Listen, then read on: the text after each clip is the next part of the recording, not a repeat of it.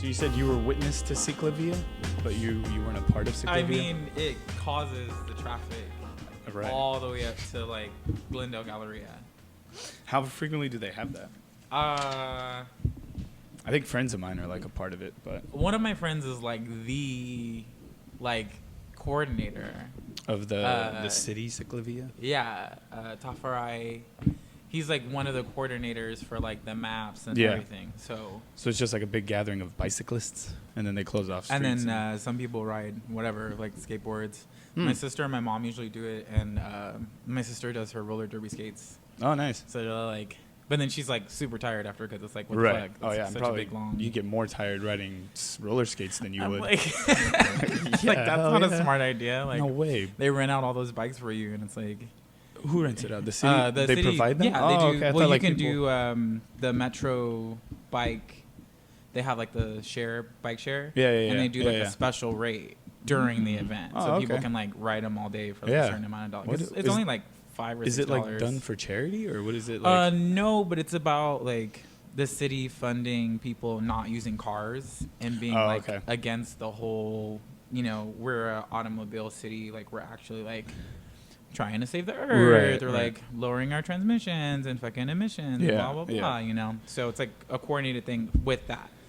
Well, I mean, that makes sense. At least traffic is a fucking nightmare. The streets were built in like what? Yeah, I mean, do you live in downtown? I live in Echo Park, and that's like right there is where Glendale and Alvarado meet, and it's like the height of traffic. God, Jesus Christ. Between 3 p.m. and 7:30, it's like bumper to bumper. That's a pretty big like middle of the day and gap, like fumes are coming into my house. Like it's always dusty, it's always nasty, but it's like it's also 10 minutes to everything.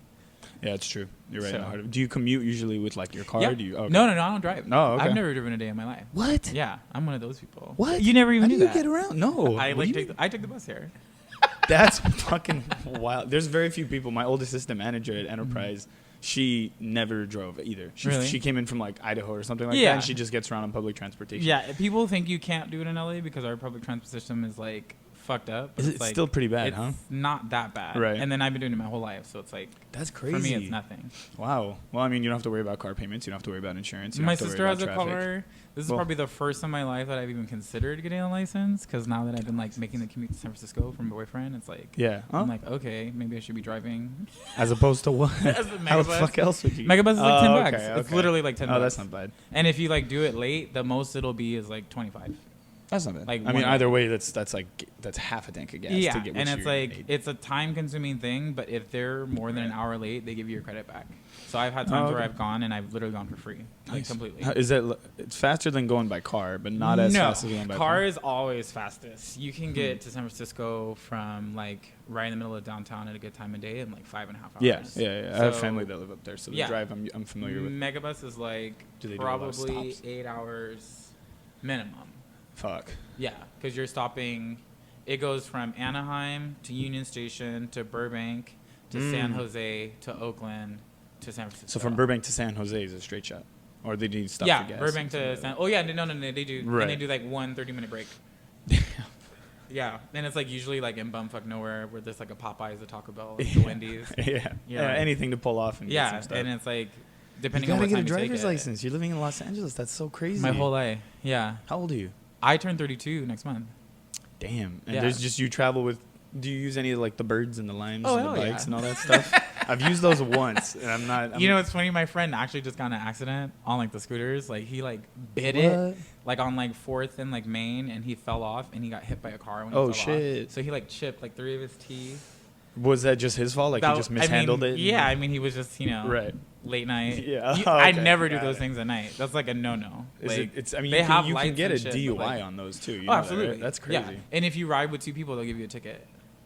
Oh, okay. Like when people, what's the point of that? If there's just just pick up another goddamn one. Someone download the app and pick up another goddamn one. Well, even if you think about it, because it started in Santa Monica. I first did it when it came to Santa Monica, and it was the Lime scooters, and those things only go like 5 miles an hour. Yeah, they're the small, like sturdy little like just like small, sturdy, and like it's crazy how they blew up. It's commuter situation, not really like it's like a tourist situation. Right. But then birds came.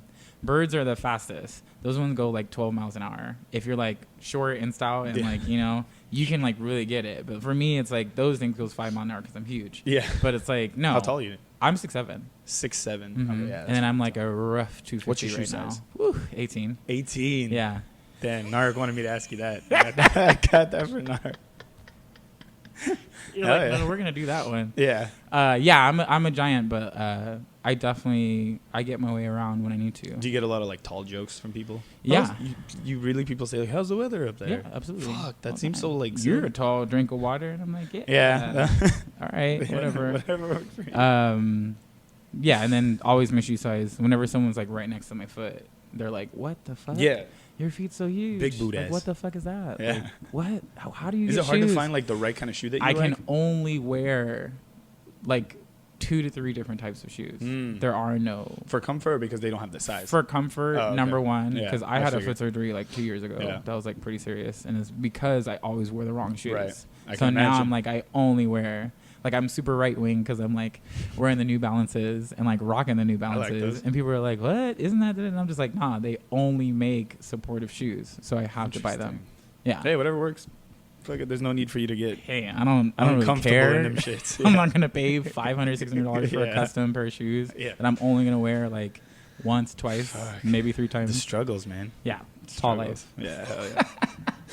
Talk to me. You were telling me earlier you had some stuff going on with your mix. You were going to put out a mix today. So since I've been like reclusive in my house, like getting ready for the winter storm, I've been like, all right, let's get more creative because even though I'm super DJ life is becoming what DJ life is, which is like it's either for money or it's for whatever else because it's usually either for money or nothing. Mm-hmm. And then if you are like having a fun time with it, chances are you're not getting paid for it. So I was like, all right. Let me like do the new lane because I've always been a creative and I've always been like involved in event producing and that side of things. But now I'm like getting into music production and you know, of course, Stefan was the first person who like really got me into recording and making stuff and we were doing Logic. But then I got my little upgrade going on and I got Ableton now and like so I made a few edits. I've been like dicking around with a few edits, but I have like 3 solid ones that I'm like, all right. Vocals need to get recorded. We're ready. And then I did some collaborative projects, but now I'm going to release like a 4-part series of like mood mixes. Okay. And like this first one's like perfect for October and like Halloween and like really spooky. And it's like dark techno, acid. And then it kind of has like a lighter note like right at the end. And then some unreleased tracks some of my friends sent me that I'm like, ooh. But yeah, I'm recording like my whole vocal moment over it. So you're going to do the vocals on the track? I'm going to do the vocals. So basically I mix the track. There are some unreleased and there are some like edit moments in there that I put in to like mix it. Sure. And then now I'm going to record the vocal, like one more recording, hopefully no more. Because you know how it is. What's the time frame on something? Because when you want to get it right. Or to honestly, your liking? I like to make sure that every single part, especially when it comes to recording my voice, is like as intricate as I can be, even if it comes to like recording multiple levels and then like throwing like a filter or something over each one, whatever it is. But I just like it to sound really cohesive. So even when I take a stop and like say, okay, that part's good, let me hear that part like 3 times and then let's do the next part, you know, or let me record it 3 times and then let's move on to the next part. That way I have multiple vocal ranges and multiple like, okay, this is how I sound when I go a little lower. Yeah, you can play with it a little bit and kind of gauge it. Yeah. And again, Stefan was the one who actually like sat me down and was like, this is how you do it. And I was like, thanks, bro, I got this. Yeah. Artists helping artists. Right. Creatives and helping creatives. you know, that's what it's really about. Yeah. And so I kind of like got into like lyrically in my head, I was like, all right, I want to like speak messages about that.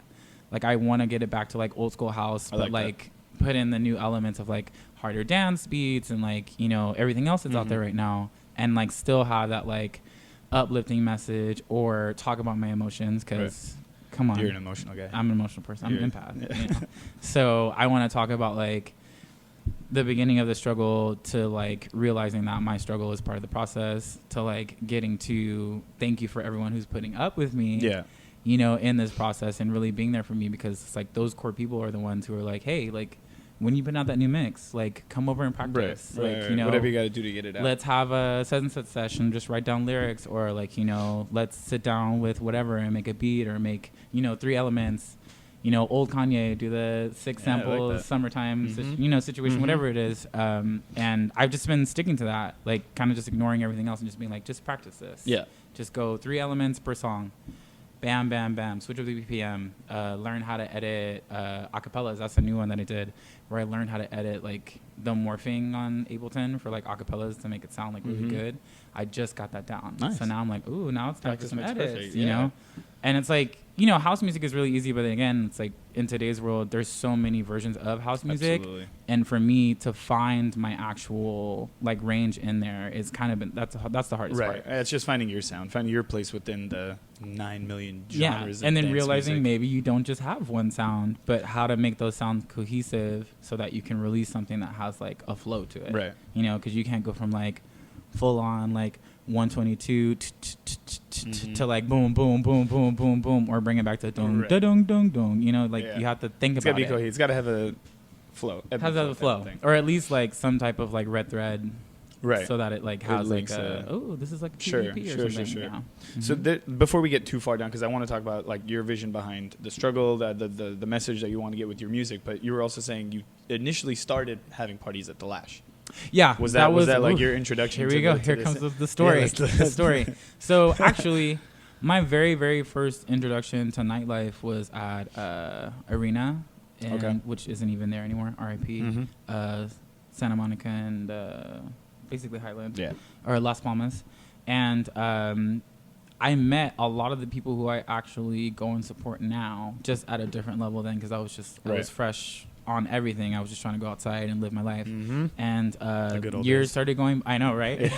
Years started going by, started going to more parties, and then eventually I ended up meeting Josh Peace, very well-known, legendary DJ, through like some of my coworkers, and I was like enthralled. I was like, oh my God, DJ life, this is cool. And I started just going to the parties and just watching him from behind like the decks and everything. Then I started going to parties he was affiliated with, and it's like, every single range of music, every single kind of person, every single everything. And eventually I met Rudeness, a drag queen friend, like family of mine, who owns a shop downtown too. And they were doing an art walk party at the Lash at that point, and it was called Full Set. And it was 4 art walks, so it was like every second Thursday of the month downtown. And I had lived downtown, so I knew what was up. Art walk, is that when they have the? That's when they have like everything opens up at the same time. Everything opens up, galleries, people set up benches and stuff. And the Lash is in like sort of like a Cuddy Street too. Yeah, so I'm sure it's like Winston Street, so it's like Main and between 4th and 5th. Yeah. So that was one of the big streets. Yeah. Back then, that was really popping. So like people would actually go. So they were like, hey, and it was actually my birthday was the party that I went. It was the November one, and I went. It was on my birthday, and like all my homies were there. We were chilling, and they were Rudeness was like, "Hey, I'm gonna stop this party." Like me, Sarah Toon, who was booking there at the time, who was like, "Hey, like, we need somebody to fill the slot, or would you like to just do something with us? Like, we're open to interpretation." So I took like 2 months to think about it. New Year came. I had a lot of things going on with my job at the time, but then it was that March of 2014 that I did my first party, Creative Space. And there was where they had the CDJs, set up at the Lash. Why'd that make you shudder? Like sometimes it was a little nice, sometimes it wasn't so nice.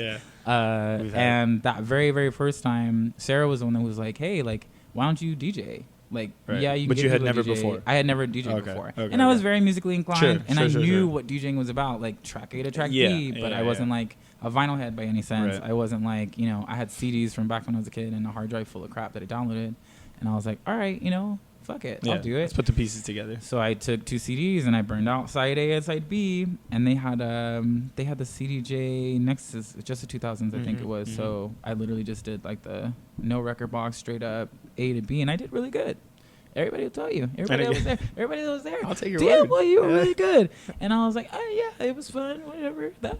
Did it spark some sort of thing right then? It you were just sparked. Like, this is actually. And it became like nice. Everything. Good. And it was like a good way to get away from what I was going through with my job at that point. And like it became like my new thing. So every month I was looking forward to like throwing this crazy party. I don't care who came. 10, 15 people or 50, 100 people. You did it for like yourself. Whatever, That's you know? And it was funny because it was Ham on Everything was the party right after us. So it was always like, ooh, right after. Do they still have shit going on? Yeah, I see Adam in my neighborhood all the time. And I'm just like, oh, you're going to throw another some at the Echoplex? That's yeah, crazy. they do. They actually even do harm reduction trainings at the Echoplex, which is like really cool. Nice. I like really appreciate them that's for cool. that. Cause like, that's smart for them, especially as a the world collective we like live Ham in. on Everything. Right. Yeah, to fucking where those something things like that. happen. Yeah. Yeah, they were one of the first crews that when we first started doing shows. Granted, it's a whole different genre. They're a little more trap, obviously. But yeah. Their shit was wild. I saw Migos with them actually before Migos had Bad and Bougie come out. Hot shit. Yeah. It's kind of crazy when you think about it, and like it was all happening right there. Yeah. So I definitely felt that energy around everything they were doing. Yeah, and I was at that point I was supporting the Lash like 150%. You know.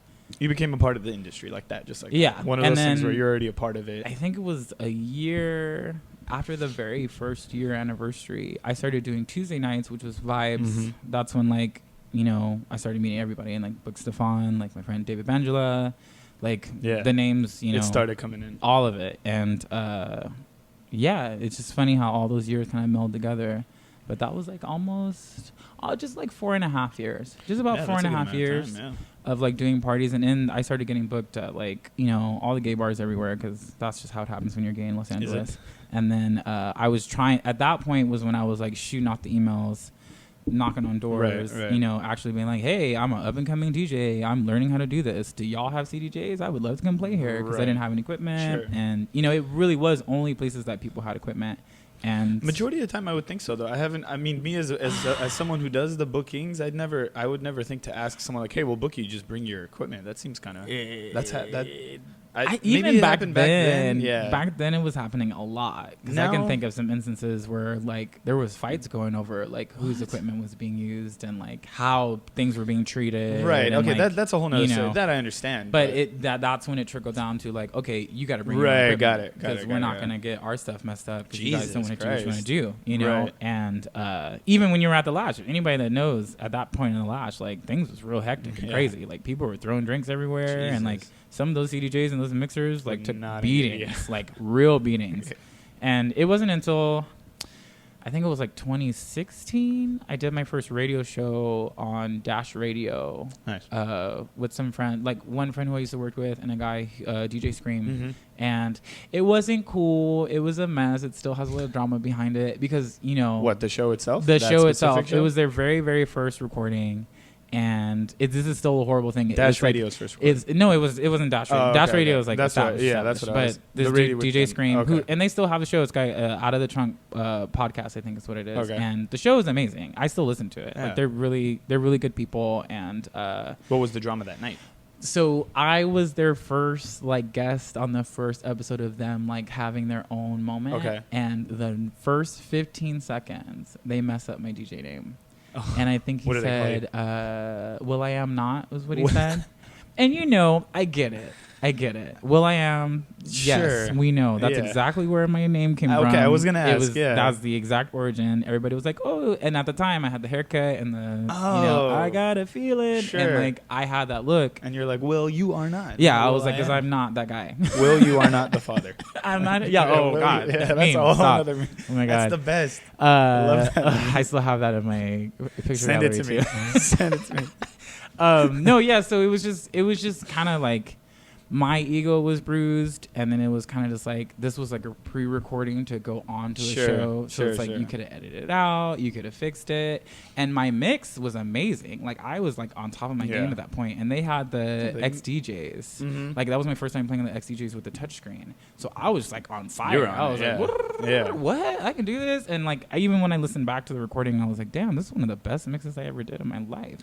Did you like let them know? And they were just like, they kind of were like, we didn't have enough time to edit it. And again, it was like the first episode. And like, you know, I took really hot offense to it because at that time it was like an ego thing for me. And even now, you know, I can think of so many people that told me like, hey, you just gotta like understand that everybody's a creative and they're working on their own process and things are things. So things like that are gonna happen, and you kind of just have to realize like it doesn't make or break your like future or like, you know, Correct, but I disagree with that let it go mentality from that, because that's no.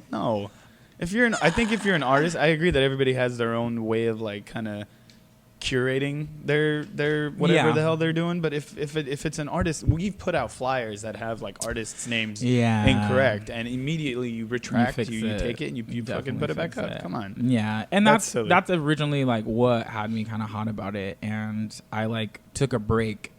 I think it was like 6 or 8 months that I like didn't DJ. Damn, that really hit you, huh? Didn't, because I was like, because it was like my big break in a sense, you know, and it was like my actual breaking away from the Lash. Right. And at that point, things were going down at the Lash. It's like, why I don't even go back there anymore. It's like things were going down, so I had like this like energy in myself that I was like, damn, like I'm really doing it. Yeah. Like this is I like had quit my job. I was literally making money off of just DJing and just throwing parties. Yeah. And I was like thriving. Yeah. I mean, I was also doing some weed work, but like, you know, that comes and goes.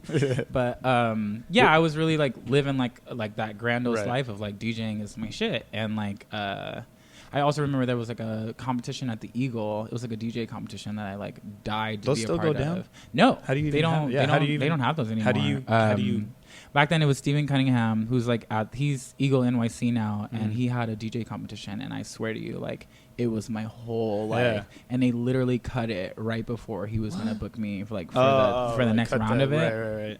Because Eagle was like, nah, we're not gonna do this anymore. And I just remember like, ooh, that's a heartbreak. Feeling it, like just being like, damn, I'm not gonna catch a fucking break, Los Angeles.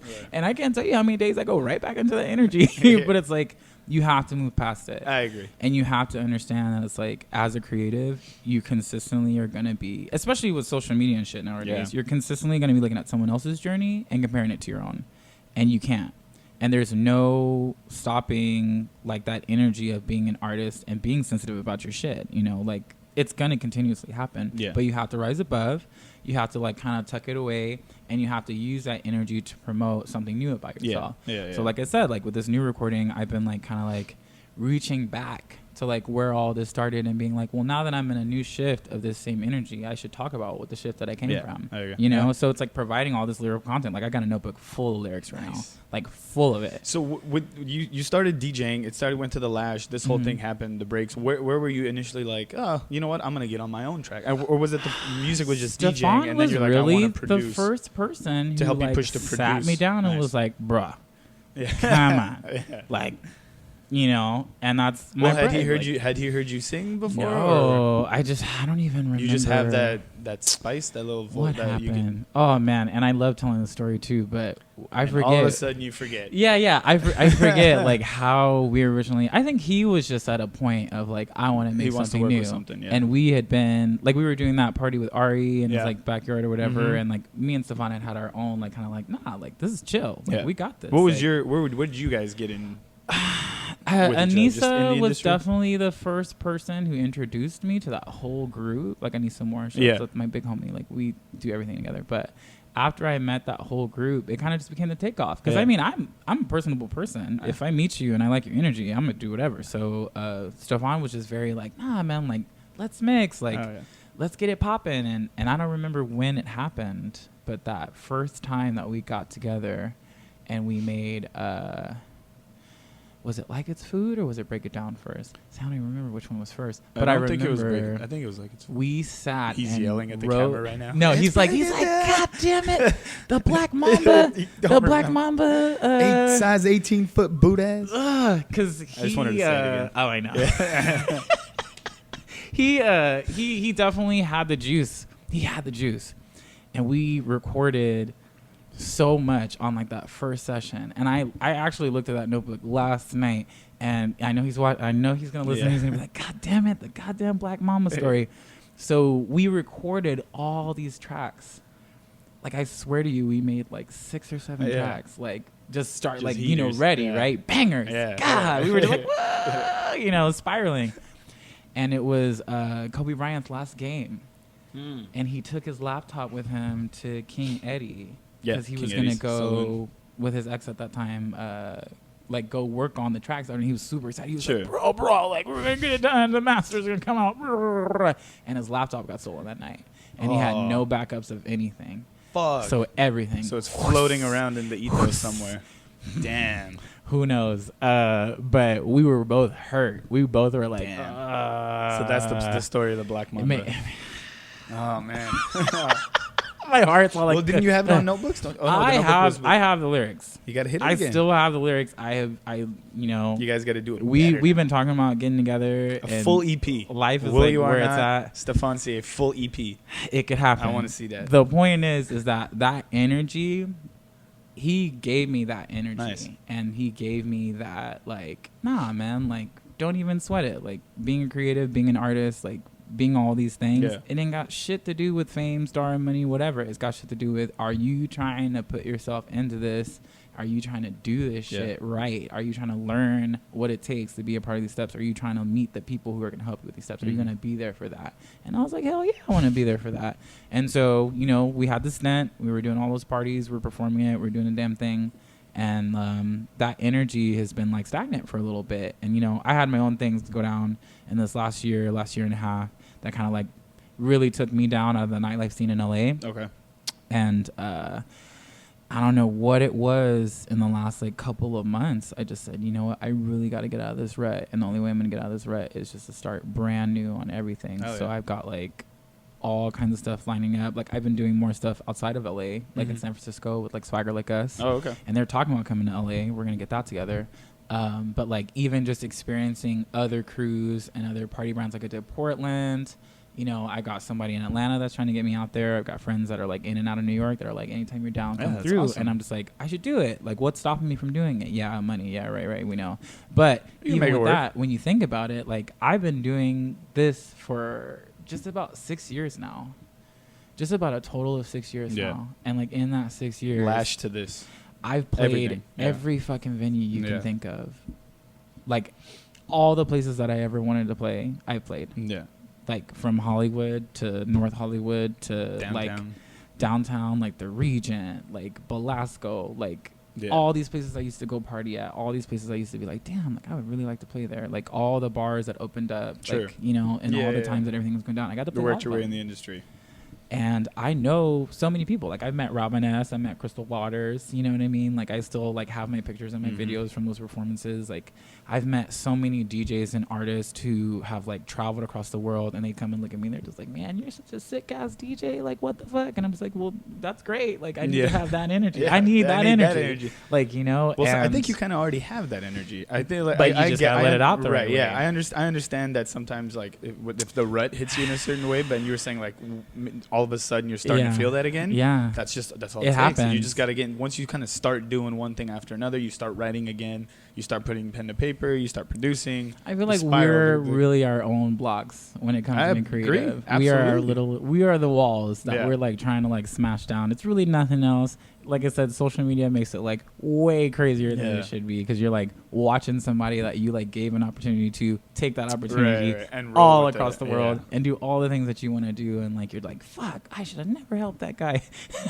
And you're like, damn, am I being petty? He still comes over and hangs out all the time. You gotta like, make it work. You just gotta get over it. You have to get over it. You have to be like, this isn't my lane. This is my lane. And it's never too late to do those things. It's just you have to prepare yourself to do the work to do those things. And it's like, that's where I'm at right now.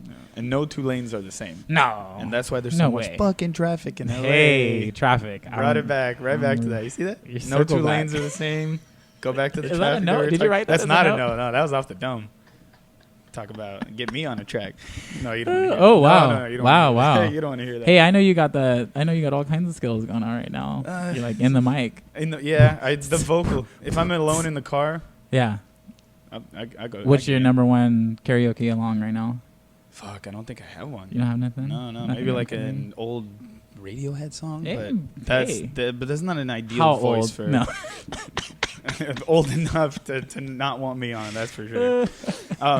So then the lash again. So the lash was the beginning. The lash was the beginning. That was like my official first like musical event production, like culmination of all the things I had learned as a teen. You just picked it up on the fly, decided to get involved, made my own flyers, worked through it, did my own thing, used to have the whole setup, used to do the... Has the promoter life kind of not been appealing to you as lately? Actually, the promoter life has always been consistent. As a promoter, I am very much seen in my community and by my peers and people that know my skills, and I get paid for it. Like I'm very fortunate. I'm very fortunate to have a good community of people who see me for who I am and book me accordingly. You know what I mean? Yeah. But the whole thing that kind of hit me was like I was putting myself out there for people who wouldn't even like say my DJ name right. Sure. Right. You know? Right.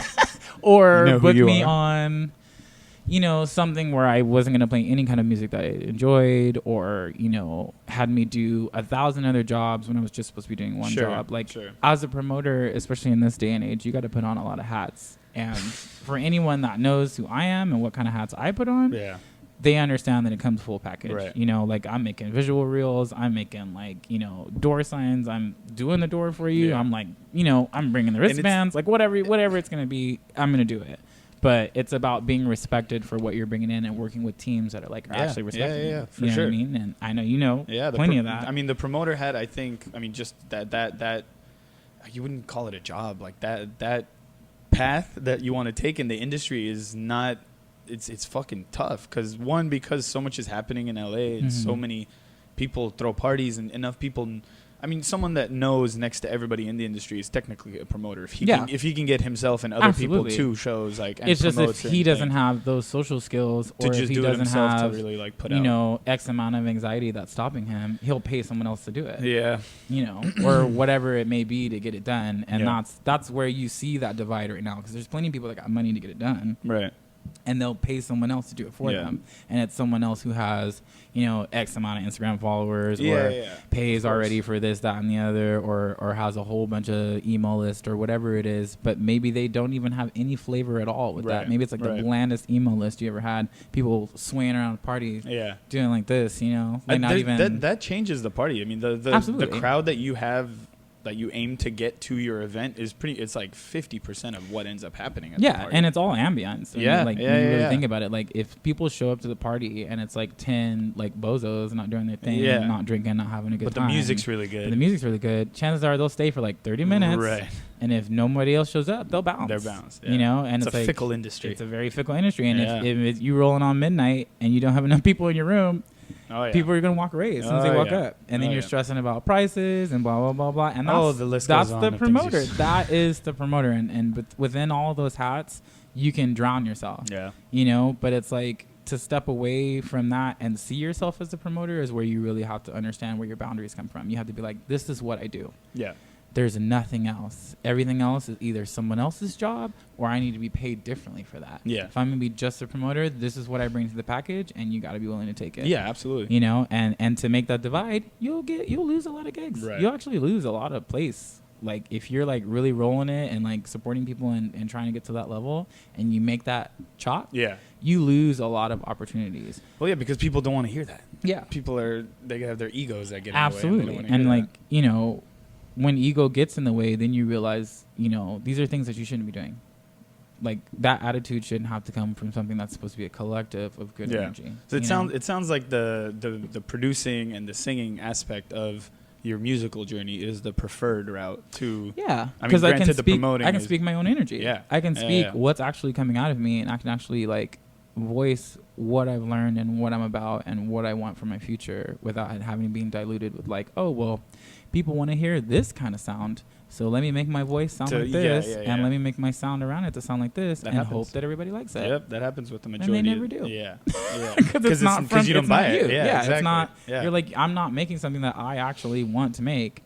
You know, like I can go home and make a big old techno track right now and like fucks with it and really be about it and release it. And everybody's like, oh, I don't like techno. Yeah. Where are you gonna play that at? I don't have any. And have like some dude out in like Belgium playing it, you know. Yeah. And it'd be hot, but it's like I'll be in LA. Like it's gotta work it. Yeah. Nobody wants a techno DJ. Yeah. You know, or vice versa with like playing rap and hip hop and like, you know, all those other genres. Like, yeah, obviously I listen to that music. Obviously it's in my heritage. Obviously it's like part of my culture. Right. But it's like, that's not where my sound lives. Right. Oh, absolutely. And like If when I there's- live there, it's a different persona. It's Yeah. it has a different level. And when you're going out as someone like a DJ or like a sound producer or like an artist, and you want people to see you on that level, like you have to really find some niche people. You have to find some people that are really actually about you, because otherwise you'll be like, nah, we don't want that. Right. Make this.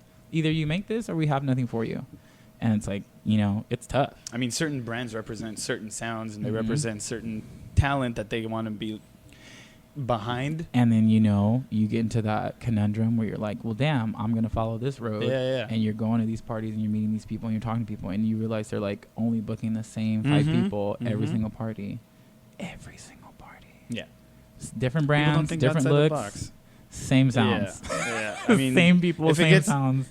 If it ain't, a lot of people, they use the motto, if it ain't broke, don't break it. So Yeah. if they're seeing their formula works by booking the same couple people, they're like, yeah, we're just going to keep doing it. But I think you can't, there's no growth in that, because it's self-sustaining, sure, and you can take care And of that's yourself the from one to thing. the next. But where is the growth in everything that's Yeah. happening in LA nightlife Yeah. right now? Who's actually growing into what the next wave is going to be? There's a few Fuck, parties. man. There's a few. That's hard. That's looks. hard to gauge. I feel like you guys, 900 Block, I feel like you guys have been definitely catering to that market of like house and like just all the genres that are completely within your artist and your range and everything like that, and you're unapologetic about how you promote it, so people fuck with it. People are like, yeah, I know I'm gonna go here and I'm gonna hear that jam. I know I'm they gonna know come what to here and expect when they come. I'm gonna get that twirl going, Right. and I'm like, you know, I'm gonna get my disco shimmy out, you know, whatever as long it as may they be. don't have the fra, fra, Hey, fra, hey, fra. hey, I hey, hey! I can't do it either. There's only one person in LA that Who I is allowed the to one deflect. person His that- name is Leon, and he is a legend. Good and Lord. he's such a legend that he uses 2, and he's God. symmetrical, and he's the only person that I'll take a clack from, because I've been taking clacks from him for years now. All these other wannabes Hitting and you with it? hoo-has, oh god. Well, no, he's actually really good. Like anybody that knows Leon and LA nightlife, there's like a good and a bad. you to know it. what's You can be funny? good at that. If you know, and anybody listening knows who I'm talking about, Leon, and you see him out, you know that he's a legend. Oh, interesting. Because he, like Rhonda, like all the parties, you know, and he was the original fan. Like he was God. the one. He brought And it then out here. all of a sudden, like everybody started going on Amazon and buying fans and shit, and like putting glitter and whatever on it, and like they're out here flap. It's like a flap. It's not even a clap. Yeah. It's like a flap. And he comes over and he's like, like Princess Kitana and shit. Like it's very that. Sick. He's next level. So Good everybody God. else, I don't give a pass. Yeah. But yeah, like that's the thing too. Is like you'll go to these parties on these rooftops at certain hotels. I don't want to say out loud, and you're like you go in and you're hearing the same things. Right. You're seeing the same things. It's the same thing every month, every 2 weeks, every week. Yeah. And you're like, all right, where's the growth? Where is it? They're self-sustaining. Is it though? Because I can guarantee you, if you ask 5 of the people on the team, they're all going to tell you they're looking to do something else. Yeah. Because it's not enough. And Well, it's a paycheck. That's cool. Like Yeah. if there's money involved, Yeah. obviously that's going to fund whatever else you want to do. But it's so time consuming to throw a party and to do an event. It's horrendously time consuming. Yep. There's days, weeks before the party that you're going to completely stress out about something that's going to take 2 minutes to fix. Yeah. You know, and I know you know. Yeah, like, there's just a lot of little detail that if you don't like, you just feel like you want to try to guarantee a success. Yeah. So every little detail. I mean, we have a party on the 12th coming up. So Mhm. fucking a month and a half ago, we were.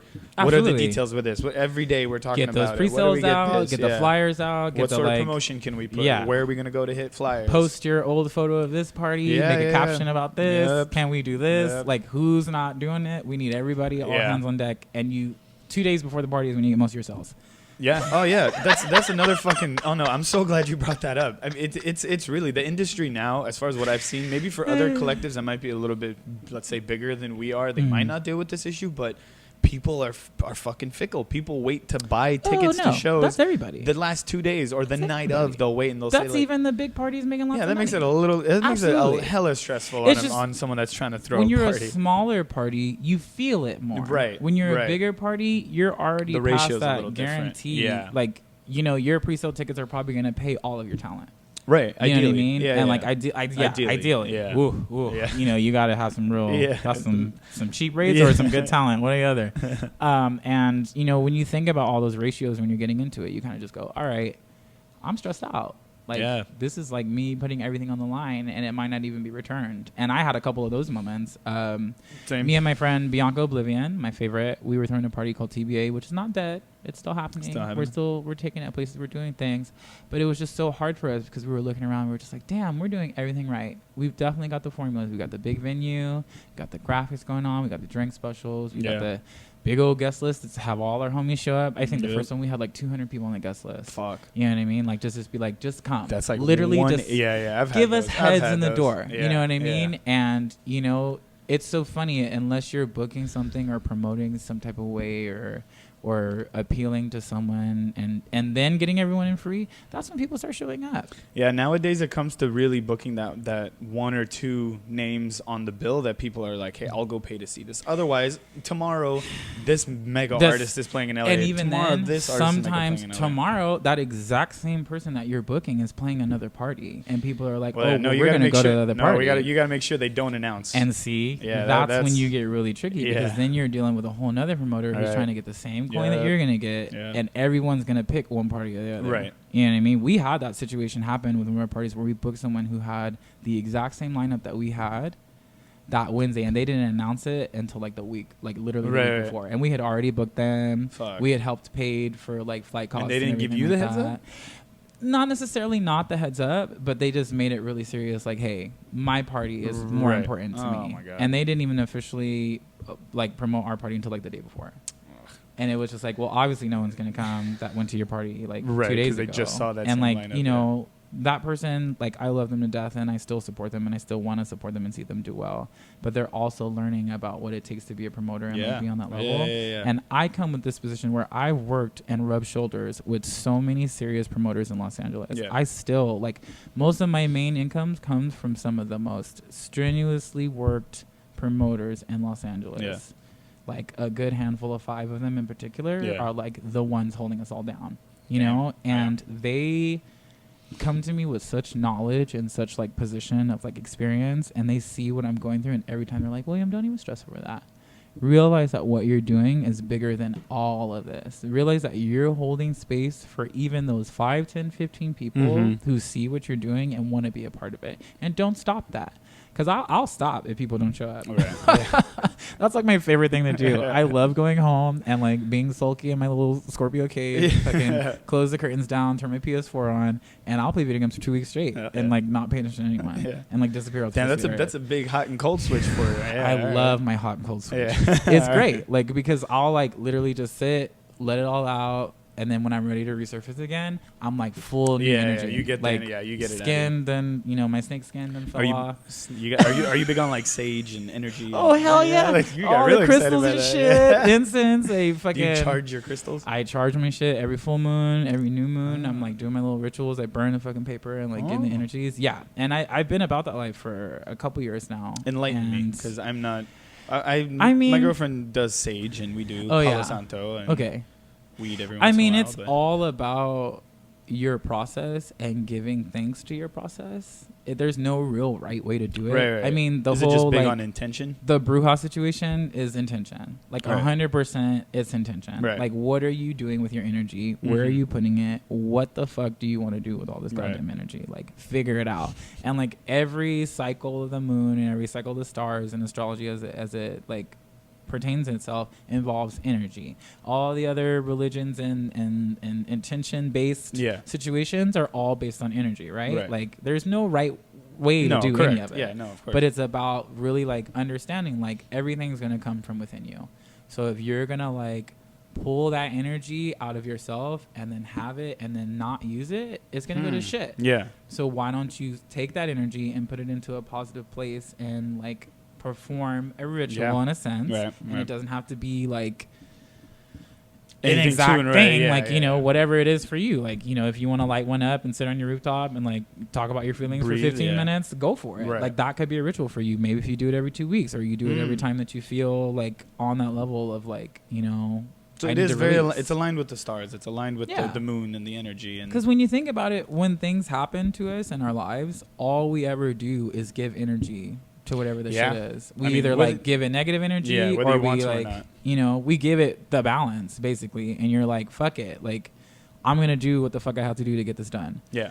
But is it you're going to give positive energy to it, or are you going to like sulk on it and give it negative energy and let it build and build and build and build and build until it takes you over? Yeah. You know, and that's where that intention comes from. It's the intention of understanding that you can release yourself from all that shit. And just like we talked about today, I released myself from all that stuff from years ago. That's what I'm saying. So it sounds like yeah, it sounds like this understanding of it is coming from your personal interpretation of how you want to put your energy, whether it's taking stuff from your past, what you want to do with your future. Because I mean, I want you to get back into to really pumping shit out. And you're not the only person who's about it. I literally just had you got I just had like a superstar DJ at the party last night was like, where did you go? Yeah. Send me new music. Yeah. What the fuck? I still have that track you sent me that I like made on GarageBand like in the beginning, like you know, that I like took some time to like make. And he was like, this shit's still fire. Like, what the fuck? And I'm like, you know what? Actually, I'm working on stuff right now. So I will send it to you. Yeah. And thank you for seeing me. And it's like, you don't get moments like that until you put yourself out there. I agree. Absolutely. You don't. Yeah. Like, how are you supposed to if you're a hermit crab and you goddamn I mean, it's not. I love being a hermit crab. I know you do.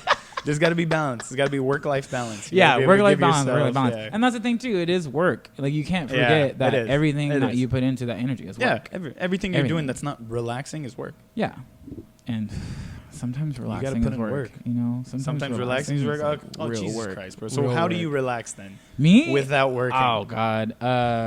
I'll do like an hour of like getting some shit done, and then I'll literally do nothing for another hour right after. That's balance. Like I'll like a whole hour of nothing. I just like I'll either just sit there, like I'll smoke a bowl and like just be on my couch and just be like, oh wow, just staring into space. Okay. Just not gonna think about anything. That's some strong shit. Not gonna fuck with. Like turn my phone off. Like no interactions. That's you have to do level. that. You have to do that. I don't do technology will fuck you up, and I spend a lot of time looking at technology. Yeah. So same. And I'm like an insomniac. So like when I don't sleep, I'm either like playing video games, working on edit, or just on the mass of the internet in front of my computer for hours. Escaping it is hard. You have my way of like getting away from it all is doing like camping trips, weekend camping trips. Perfect, 2-3 days away from everything. I have no service. I don't got to worry about the phone. But then I come back and it's like back to work, answering emails, blah blah blah. So and that's the thing I don't know too, if I can like, just turn my phone off in the middle of the day. Nature is like my number one choice. Like when I think of nature, I'm like that patch of grass in front of the hotel. You know. Like I'm just like, ooh, that Mongolia situation is looking real great. Like we went hiking up to the 18th floor, and like I like did relaxed the treadmill, into the robe and the big bath. You're not a big outdoors kind of person. It's not that I'm not a big outdoors person. It's just it has to be a certain type of outdoors, and like camping is not my like. I feel it's because you're tall too. It's like being there's 6'7", like you gotta have a really big tent. Things. Being barefoot in wilderness, like being all those like barefoot, like barefoot in wilderness, like big. Well, I am Bigfoot in wilderness, but I didn't want to say it and have these people going off in the fucking comments. I'm definitely Bigfoot in the wilderness, but I'm not rugged like that. That's not my thing. Yeah, I mean, I'll love like a river, like barbecue situation going on, but then like, where's that RV or like, you know, where's that, you know, not even necessarily the technology that comes with it, but just like the comfort of like an enclosed space, right? Yeah, like really does it for me. Yeah, that's so fair. My like grand resort trips are really like going to a hotel. Like I'll book a cheap ass hotel in Vegas and spend like 3 days in Vegas, literally taking baths and watching TV. And are you more of a strip person or are you more of a Fremont person? I'm more of a strip because I know I can get a good deal. And if I do want to drink, I literally can like walk down to Taco Bell Cantina and like and like get one of those big bitch and like a double decker taco and rock right back to the room. Yeah. And that's they got those at Taco Bell in fucking Vegas? I was in Vegas this past weekend for work. And my way of drinking for hella cheap was just sitting at the poker table. Well, sit at the poker. Obviously, tequila, pineapples, and water was for $1. I have like in my background in my family, there's a serious gambling issue. Like my father was an avid gambler. Okay. A lot of my horror stories from Vegas are me between the ages of 8 and 13. You know what I mean? Like my dad was one of those. Sure. So now as an adult, when I go to Vegas, gambling is like the last thing that I want to do. As it should be. Walking through the casino gives me like. Ooh, interesting. Like I start feeling like not a vibe that I'm like, wait a minute. I got an extra $50 right now. Fuck. I can make like $2,000. Holy shit. I can play the penny slots. I can just pay the fucking penny slots. Oh my God. It's what the fuck? And I'll like lose like $100. Like I'll literally lose $100 at the penny slots. I've done it before. I'm sure I've done it before. Tell. It seems and like it Oh my God. And I was like, what the fuck did I just do?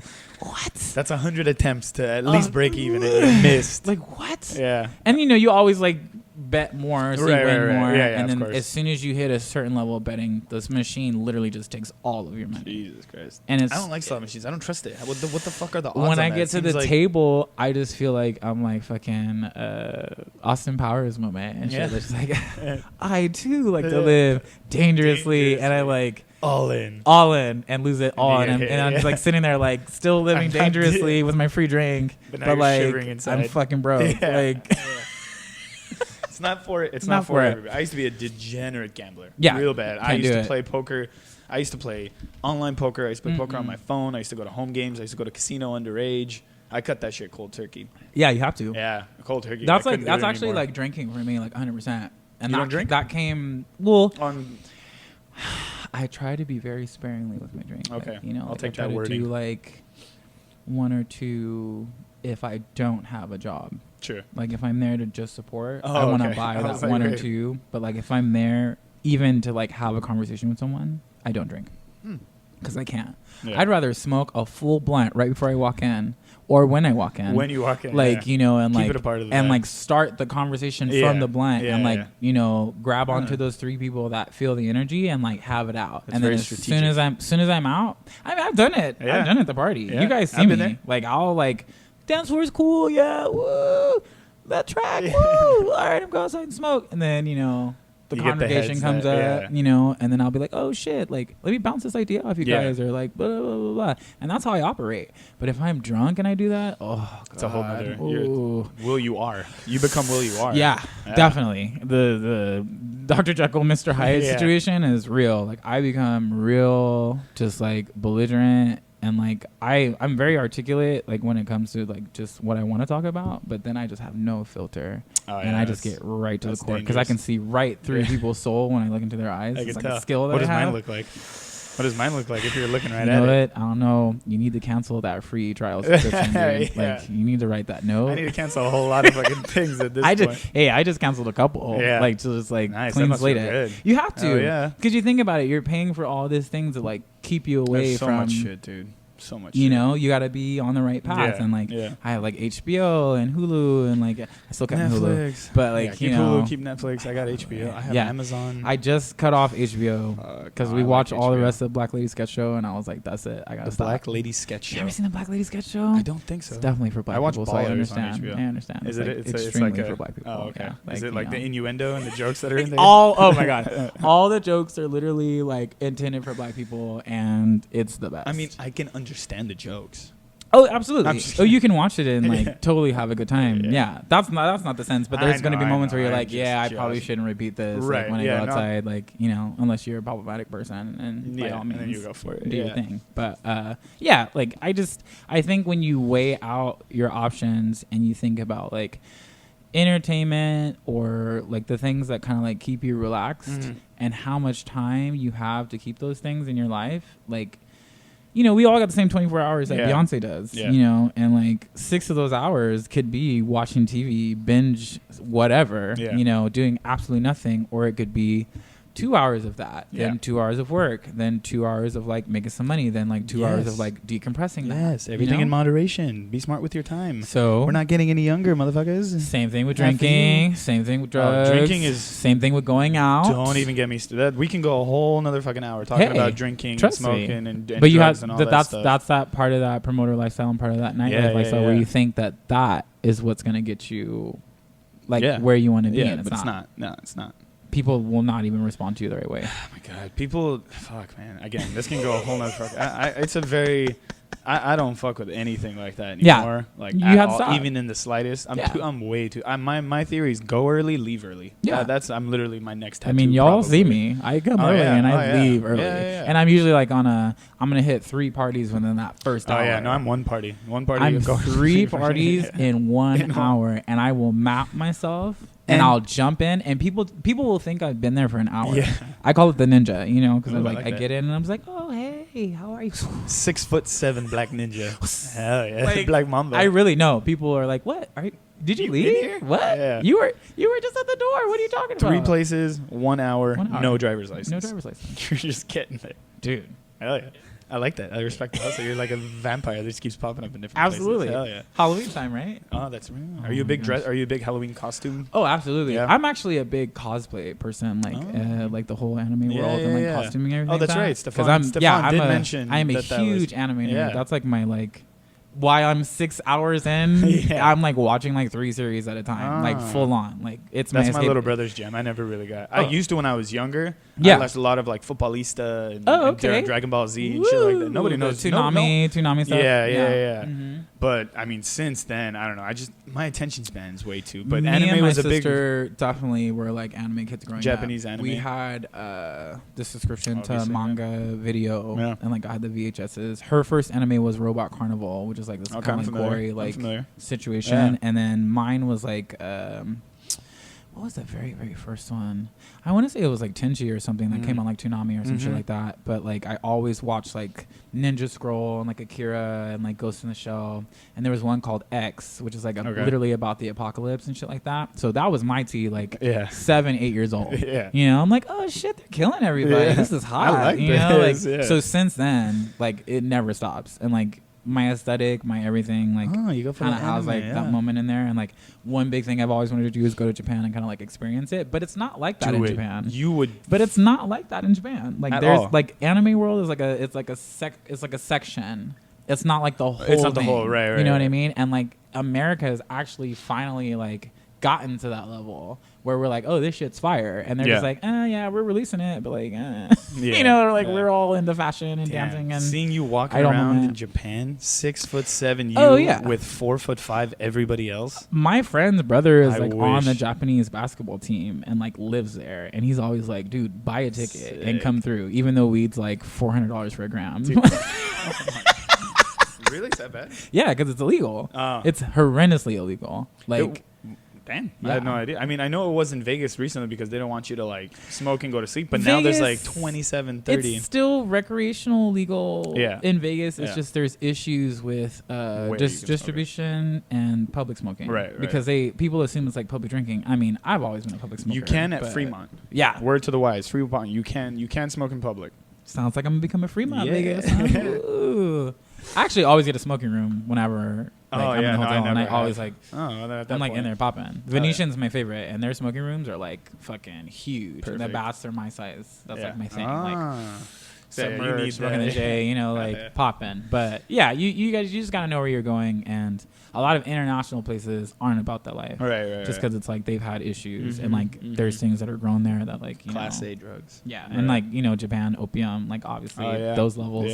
But America has always had access to all these things. So when we think about it, we're like, oh, this is totally regular for us. We can just smoke wherever the fuck you want. Yeah, but it's like it's because it's being pummeled to us. So that's why you gotta think about it. Just like you can't have tattoos exposed over there. What? Because it's like a gang thing for them. Like that's why like they the Yakuza. That's why they do the tattoos within the button up. You have to like cover. So if I'm walking around with this, if you walk into like certain restaurants in certain places and they see that, they trip out. They'll either be like cover it or they will ban you forever. What? Yeah, because it's like graffiti is synonymous with like gang culture and like all of that out there. So it's like very much like interesting. I had no idea.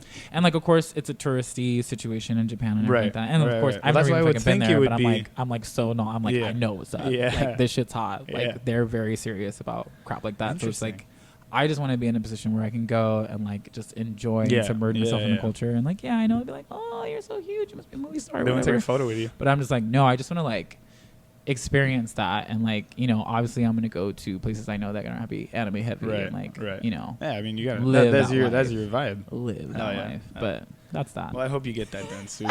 Well, what's coming up? What can people expect? So this 4-part mix project, I think I'm gonna release the first part within the next like 2 weeks. I'm trying to like build up to have the second one out by my birthday in November, and then 14th. Okay. And then right now, I'm just working a lot of production stuff behind the scene as far as events. We're going to have a big Halloween event with the crew Les Croix. It's like Le Croix, but Les Croix, because they're lesbians and they're great. They're having a Matrix-themed party. That was my costume last year. Yeah. Just missed it. Bro. I was Neo. And it's I see it. Duh. I totally see it. Duh. Actually, I remember I've seen the pictures. You got the glasses, the Ray-Bans and everything. Yeah. No, they're gonna throw. It's called the Matrixarchy because it's like Matriarchy. the whole like Right. pop I get in. that. Yeah. And I'm making the visuals for them, some flyer moments, and I just love their crew and like always support them. So that's my Halloween moment. And then actually no, I have an event in San Francisco. I need to get that together. The 18th. You might want to. Me and my friend Mimi Tempest are throwing the blackout party that we used to do at the Lash. Yeah. We're just having it at the Stud in San Francisco because like SF is like my new second home right now. Right. So we're gonna release that and hopefully be like a monthly. Lots of spoken word and like rap and like hip hop and like all of that, and I get to DJ all night because they stay open till like 4 a.m. Yeah. And I'm just like, fuck yeah, San Francisco. That's my jam. Come get the smoke. Yeah. Like, and then November, I'm definitely planning a birthday party with my friend Bianca Oblivion. We're like both November babies. She's a Sagittarius, I'm Scorpio, but like we're gonna throw like a birthday party around like my birthday. Sure. So we're like just planning the fine details before we drop that out. But yeah, SoundCloud, Instagram, see all my fun sad filters. Yeah. At Willyouarenot. Yeah, that's me. Yeah. See, you said it right. See how easy it was? Yeah, it's really not that hard. It's not that hard. And I don't want to see dash rate. Well, I am am wasn't not. Them. No. They're still cool. I literally still listen to the show. No worries. They're so great. No worries. Well, thanks for coming out, man. I appreciate your time. I love you. Woo! I'll get this out and I'll get this over to you, and then I will see you. Yeah. Making music ASAP. Yeah. Whatever. Calendar. All right. I'm not gonna go home and play video games right now. Yeah. Thanks for tuning in, everyone.